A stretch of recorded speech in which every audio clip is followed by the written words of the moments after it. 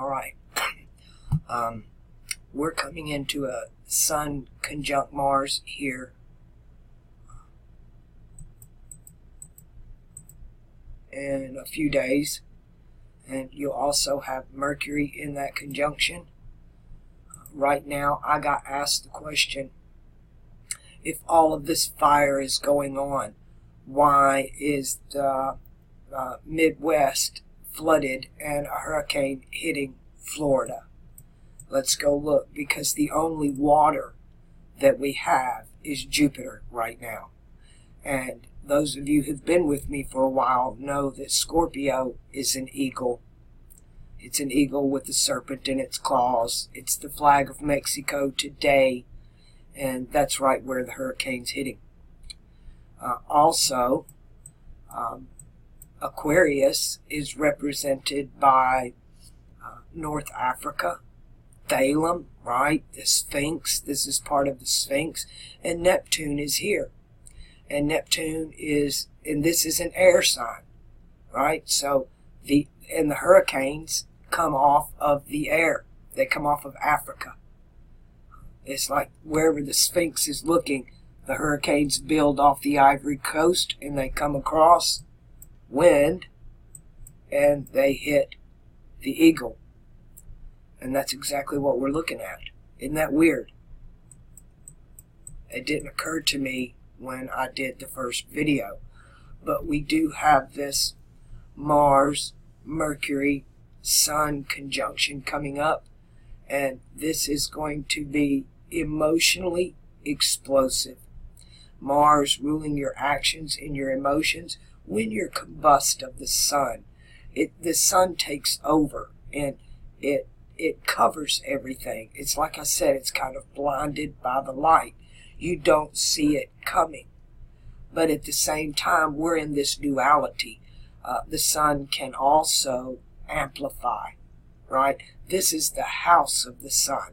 This is all happening in the same place the eclipse did, which again intensified. It's going to link back to that eclipse. That eclipse, it changes things. It's a marker. And there are two of them. And they're 7 years apart, these two eclipses.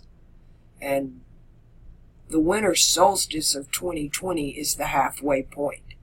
But anytime any of the planets are here,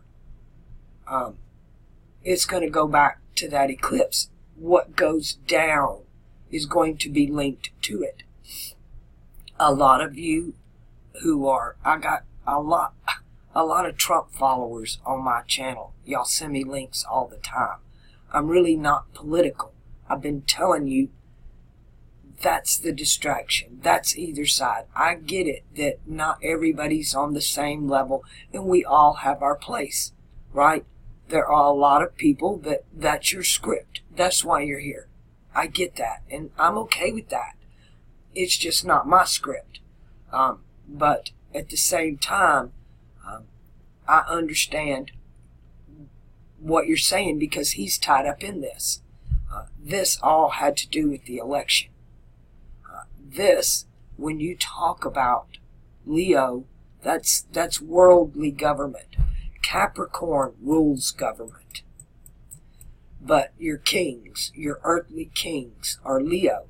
Your heavenly king is Aquarius. But Capricorn is government.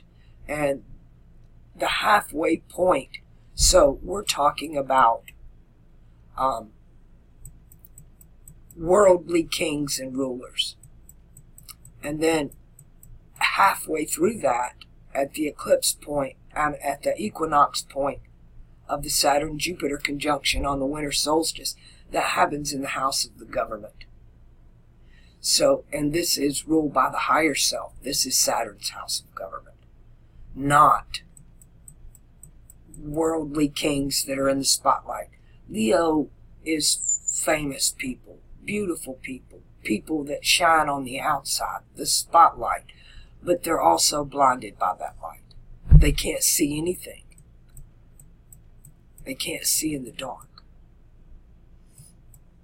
So our water Jupiter in the sign of the eagle, the air that moves it, Neptune, is the only other planet that's not in fire right now. And you know, that's funny because the next eclipse is going to also invoke the fire of Aries, where Uranus is right now. In the next eclipse, we're on that cusp of Uranus leaving Aries. And when Uranus gets, this is cardinal fire, so when Uranus gets ready to leave Aries, that purification that was supposed to be done here, if it's not done, Uranus is going to burn the whole house down to the ground. There'll be nothing left but ash. This is cardinal fire. It doesn't get any more hotter than this. And that's all going down at the same time in 2024. Part 2 to the eclipse scenario. But this, I have been talking about this Saturn-Jupiter conjunction for a lot longer than the eclipses. But because it falls in between the two, it's the halfway point. It's that 3.5 year marker. And Saturn here right now in the house of ideology and philosophy. Everybody is, it's all about what people believe. And it's extremely emotional. Mars in fire with the sun, the moon, Venus, Mercury. It's just, but nothing's getting done, right? A lot of the Trump people are upset because nobody's being charged. All these criminals, they have the proof, they have the reports. Why is nothing being done? I've told you, Saturn is retrograde. And he just lets you do what you want. The teacher is out of the room. The kids are going to raise hell. But he's making a list and he's checking it twice. He already knows who's naughty and nice. And when he turns around, that's when karma, Saturn rules karma. In fire, in philosophy and ideology, that's when the cows come home, so to speak. But yeah, water from the hurricane here, right on the eagle. The Yucatan, Florida, the Gulf of Mexico. I've done a lot of videos about the Gulf of Mexico. The Mississippi River and the Gulf of Mexico is a mirrored image, upside down and backwards, from the Mediterranean and the Nile. They are it's Taurus is considered the Nile, but Capricorn would be considered North America. But the ancient rule before the flood, Mars was feminine, and then it was an eagle right here.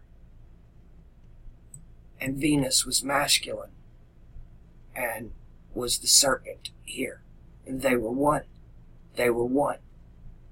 This is almost the story of, well, it's not almost, it is, where Eve is taken out of Adam. But in the other way, Adam comes from Eve.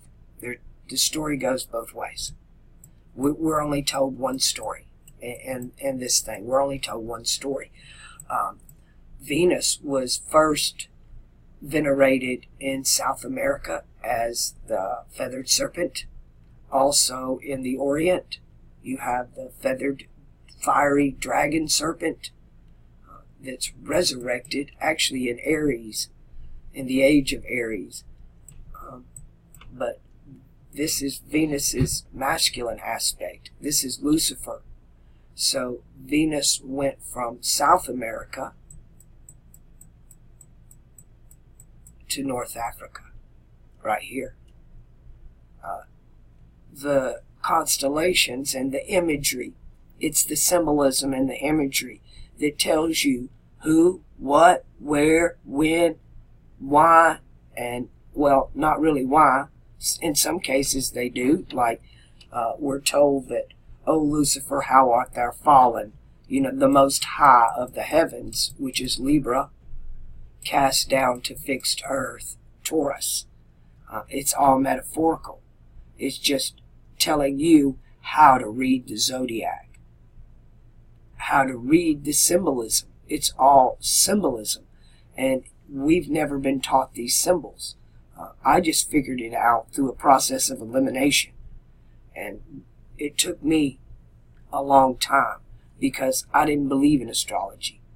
I thought it was hocus pocus, and as far as I'm concerned, Western or tropical astrology is hocus pocus because they're lying to you about it. If you understood and was able to look at Western astrology from the right perspective, then it has a lot of good information. But it's like a lock. This thing is like a lock. And if just one of the little ridges on the key don't fit, it won't turn that cylinder. And it's just not going to open the lock. And Western astrology simply will not open this lock. It won't do it. It's missing. It's off by 1700 years. But so if you want to look at your life, if you were born 1,700 some years ago, then Western astrology is great.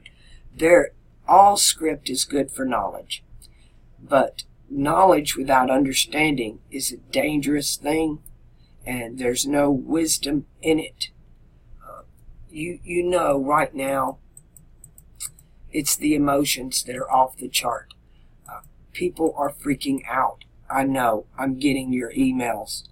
I know you're under a lot of stress, under a lot of pressure, especially those of you in fire signs and that are born on the fixed cross. You feel the brunt of this. And the lion is the image of confusion anyway. So I see how confusing all of this can be.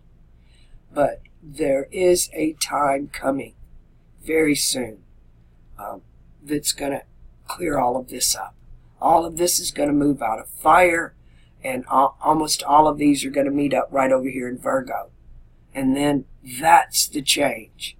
The mutable cross is where the change happens, right? Everything's fixed right now. It's all in confusion. Everybody's blinded by the light. Everything in the house of the sun. There's fires and volcanoes everywhere, but in the Americas, North American Pacific, specific, the eagle is wet. But when it moves into Virgo, Virgo is on the mutable cross, so that means that's when the change happens. That's when the transmutation occurs. And mutable earth is that miry clay. You can make anything out of it. Virgo is very analytical. Virgo is very critical. Virgo, out of the 3 earth signs, is going to be more of the pessimist than Taurus or Capricorn. You're going to have to prove it to them. They're not going to take your word for anything. They need the evidence. And like I said, this is a very analytical sign. So all this that's getting set on fire right here, when they all meet over here, and then Saturn's going to turn around, and then karma, and it begins. It's almost like a trigger, and that this crazy that's coming at us is going to escalate straight through this 2020 conjunction. But we get a new government. We're going to get something new. It really is going to happen. And there's no way it's going to make everybody happy. No way. More people are going to be pissed off about it on both sides, because it's not going to be what either side wants or what they think they're getting. Because This is going to happen in Saturn's house. And Saturn is not playing anymore. And it's not about fun and games. It's not about being on the winning side, because there's no such thing as a winning side. A side is only a part, and a part, only the whole can win, and only the whole can lose. This is about individuality. It's going to be everybody on their own. You're not going to be judged by, well, so-and-so did that. Nope. It doesn't have anything to do with others. This is going to be between, as I would say, me, myself, and I, or you, yourself, and you. It's going to be individual.